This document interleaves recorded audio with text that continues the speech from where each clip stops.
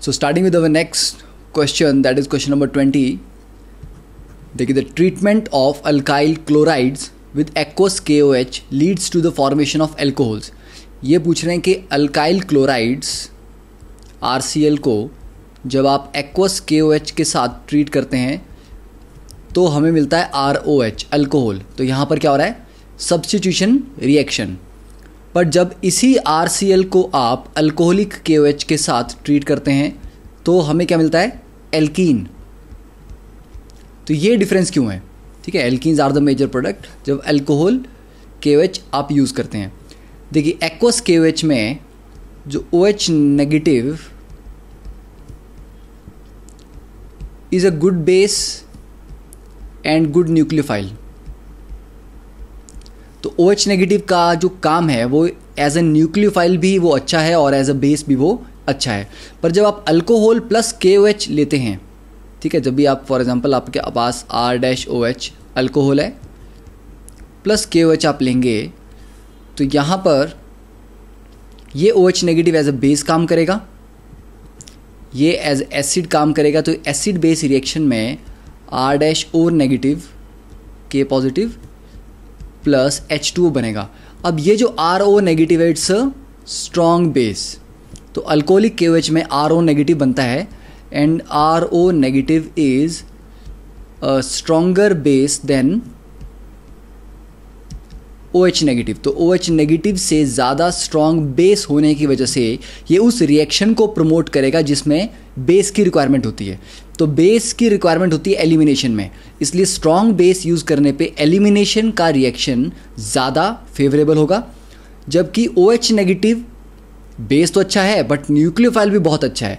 तो ये उस रिएक्शन को सपोर्ट करता है जिसमें न्यूक्लियोफिलिक अटैक हो. तो इसलिए एक्वस KOH में बेसिक स्ट्रेंथ कम है, इसलिए वो सब्स्टिट्यूशन देता है.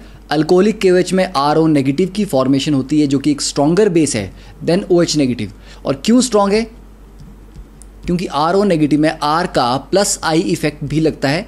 तो ऑक्सीजन के ऊपर जो इलेक्ट्रॉन डेंसिटी है वो बढ़ जाती है जिसकी वजह से बेसिसिटी भी बढ़ जाती है. तो द 21st क्वेश्चन यहाँ पर पूछा गया एक प्राइमरी अल्काइल हैलाइड है C4H9Br. देखिए, प्राइमरी है तो इस वर्ड पे आपको फोकस करना है. तो मतलब 1 डिग्री है तो 4 कार्बन है हमारे पास. तो एक बार तो आप ब्रोमीन यहाँ पर एंड पे लगा देंगे तो ये आपके पास 1 डिग्री बन जाएगा. दूसरी बार आप क्या कर सकते हैं, 4 कार्बन्स को इस तरह से अरेंज कर सकते हैं और यहाँ पर ब्रोमीन लगा सकते हैं. तो CH3 CH CH2, this is CH3 CH2 CH2. तो डायरेक्टली लिख लेते हैं इसको.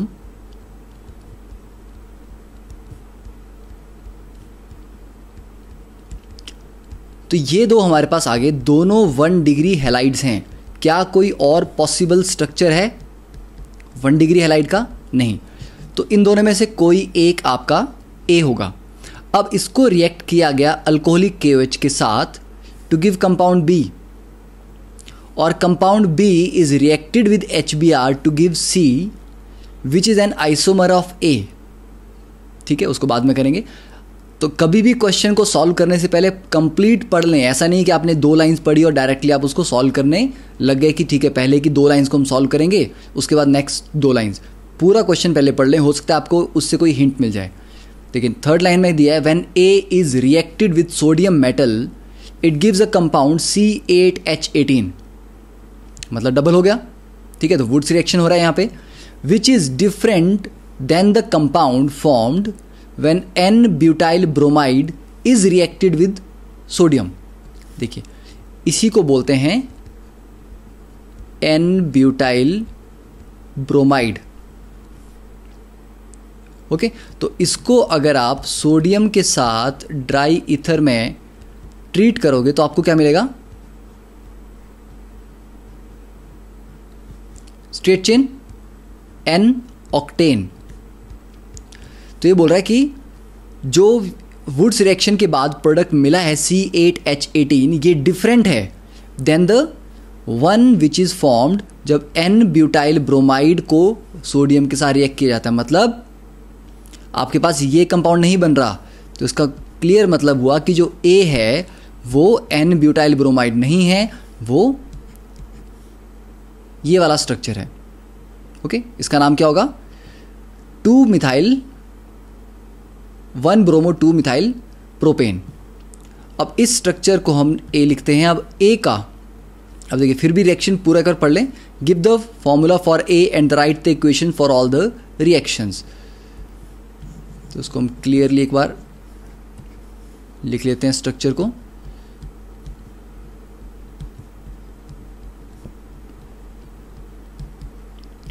तो 1 ब्रोमो 2 मिथाइल प्रोपेन। अब A को ट्रीट किया अल्कोहलिक KOH के साथ, तो अल्कोहलिक KOH के साथ क्या होगा? ये ब्रोमीन निकल जाएगी और एडजेसेंट कार्बन से ये हाइड्रोजन निकल जाएगी। तो आपके पास जो एल्कीन आएगी दैट विल बी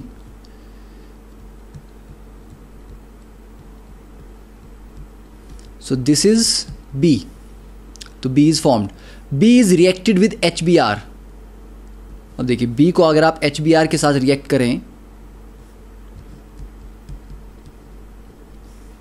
तो डायरेक्टली यहां पर मार्कोनिकोव एडिशन होगी।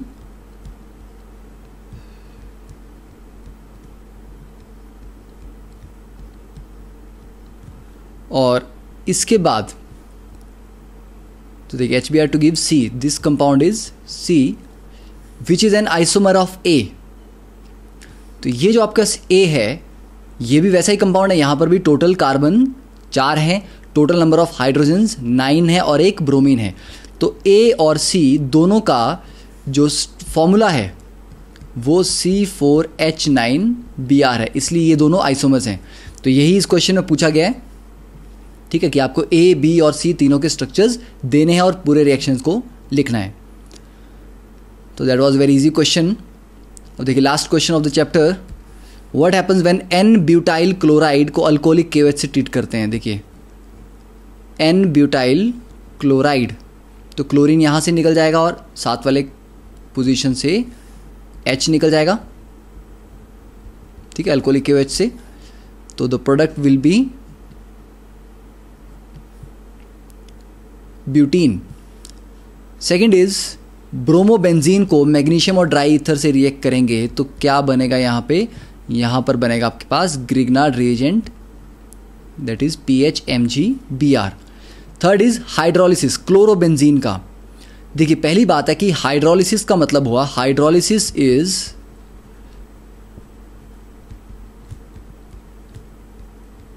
न्यूक्लियोफिलिक सब्स्टिट्यूशन, ठीक है। हाइड्रोलिसिस का मतलब हुआ कि water as a nucleophile attack करेगा और क्लोरीन को रिप्लेस करके OH लगाएगा।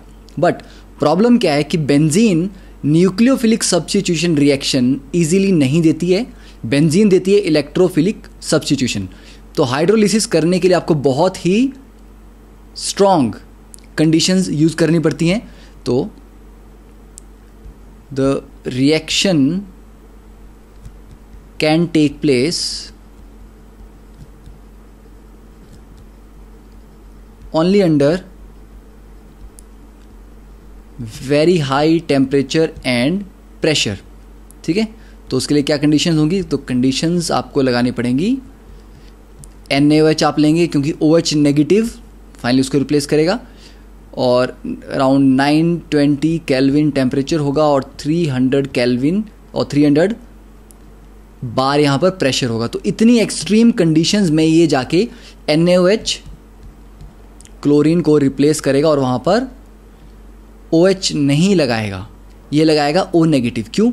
क्योंकि अगर आप डायरेक्टली OH लगा दोगे, फिनोल एसिडिक है, तो NaOH का मतलब है कि बेसिक मीडियम में रिएक्शन हो रहा है। तो बेसिक मीडियम में कभी भी एसिडिक हाइड्रोजन एग्जिस्ट नहीं करेगी। तो आपके पास पहले क्या आएगा? फिनॉक्साइड। फिर इसको आप नेक्स्ट एसिडिक मीडियम में डालोगे, ठीक है, तब फाइनल आपको जो प्रोडक्ट मिलेगा दैट विल बी OH। तो ये हमेशा ध्यान रखना है कि जब आप बेसिक मीडियम में रिएक्शन करवा रहे हो तो कभी भी फिनोल नहीं बनाना है, आपको बनाना है फिनॉक्साइड। अब देखिए फोर्थ इज CH3Br। तो यहाँ पर डायरेक्टली वुड्स रिएक्शन हो रहा है, तो 2 CH3Br अगर आप ऐड करेंगे तो आपको मिलेगा इथेन और लास्ट में CN as a nucleophile attack करेगा, Cl को डिस्प्लेस करेगा, तो it will be CH3CN. Okay, so that completes this chapter. I hope you have enjoyed and understood all the explanations. Okay, thank you for your time. Have a nice day.